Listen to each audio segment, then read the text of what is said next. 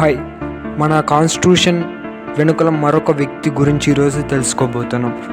ఆయన పేరే సర్ బెనగల్ నరసింహ్ రావు. ఈయన ఫిబ్రవరి 28న 1887లో బ్రాహ్మణ కుటుంబంలో జన్మించారు. వీరి తల్లిదండ్రులు డాక్టర్ బెనగల్ రాఘవేంద్రరావు, ప్రముఖ వైద్యుడు, తల్లి రాధాబాయి. వీరు మొత్తం నలుగురు. దానిలో పెద్ద కుమారుడు వచ్చేసి బెనగల్ రామారావు. ఈయన రిజర్వ్ బ్యాంక్ ఆఫ్ ఇండియా గవర్నర్గా కూడా పనిచేశారు. అలాగే రెండవ వ్యక్తి శివరామరావు. ఈయన జర్నలిస్ట్ మరియు రాజకీయవేత్తగా కూడా పనిచేశారు. మూడవ వ్యక్తి సంజీవరావు. ఈయన విద్యారంగంలో పనిచేశారు. వీరి కుటుంబం మొత్తం 6. వీరు కర్ణాటకలో మంగళూరులో డాక్టర్ బెనగల రాఘవేంద్రరావుకు రాధాబాయికి జన్మించారు. సర్ బెనగల్ సింగ్ రావు వీరు విద్య అభ్యసించినది కెనరా హై స్కూల్ మంగళూరులో. ఈయన మద్రాస్ టాపర్గా కూడా వచ్చారు. మరియు ఆ తర్వాత మద్రాస్ విశ్వవిద్యాలయంలో 1905లో అత్యున్నత గౌరవంతో మద్రాస్ ప్రెసిడెన్సీలో పరీక్షలలో ఇంగ్లీష్, ఫిజిక్స్ మరియు సంస్కృతంలో మద్రాస్ అంతటికి అగ్రస్థానంలో నిలిచాడు. ఆ తర్వాత వీరు ఐఏఎస్ కెరియర్ చూసుకుంటే 1910లో ఇండియా సివిల్ సర్వీస్ కూడా పనిచేశారు. మొదటిగా అస్సాం వేశ్య కౌన్సిల్ కార్యదర్శకుడిగా కూడా పనిచేశారు. అలాగే 1925లో ఆయన సేవలకు గాను బ్రిటిష్ ప్రభుత్వం వైట్ హుడ్ సత్కరించింది.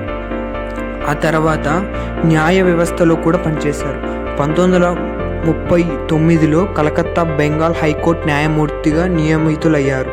మరియు వారి అంతర్జాతీయ కెరియర్ మరియు దౌత్యమైన పాత్రలు. అలాగే ఐక్యరాజ్య సమితిలో ప్రతినిధిగా 1949 నుంచి 1952 వరకు, ఐక్యరాజ్య సమితి భద్రతా మండలిగా భారతదేశ శాశ్వత ప్రతినిధిగా పనిచేశారు.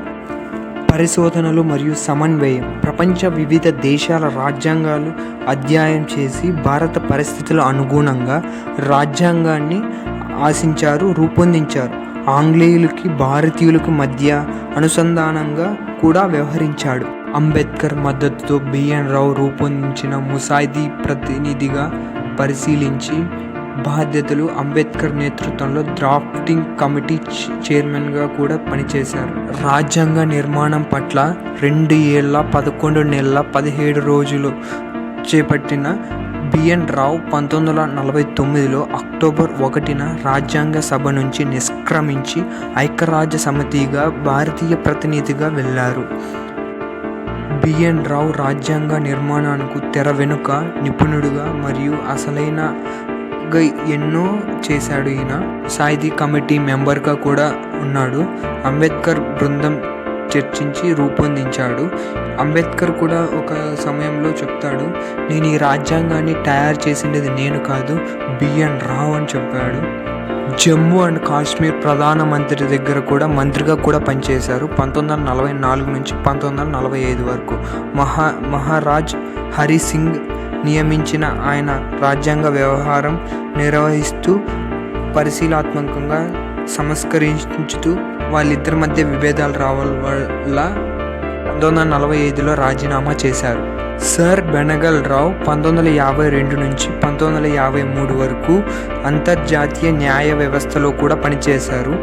ఈయన మొట్టమొదటి భారతీయుడు కూడా. మనం ఎంతో గర్వపడాల్సి ఉంది. బెనగల్ నరసింహరావు నవంబర్ 30న 1953లో స్విట్జర్లాండ్ సురిచిలో పేగు క్యాన్సర్తో 66 సంవత్సరాల వయసులో మరణించారు. ఆయన మరణం భారత పార్లమెంట్ నివాళులను అర్పించింది. అక్కడ ఉన్న ప్రధాని మంత్రి జవహర్లాల్ నెహ్రూ ప్రసంగిస్తూ మరియు ఆ తర్వాత ప్రభుత్వం ఆయన గౌరవ వర్ధంతిగా ఒక తలపాక బిల్లు కూడా విడుదల చేశారు.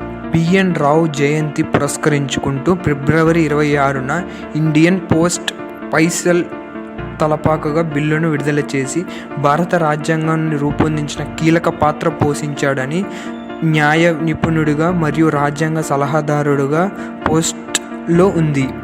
ఈ వీడియో మీకు నచ్చినట్లయితే లైక్ చేయండి, షేర్ చేయండి, సబ్స్క్రైబ్ చేసుకోండి.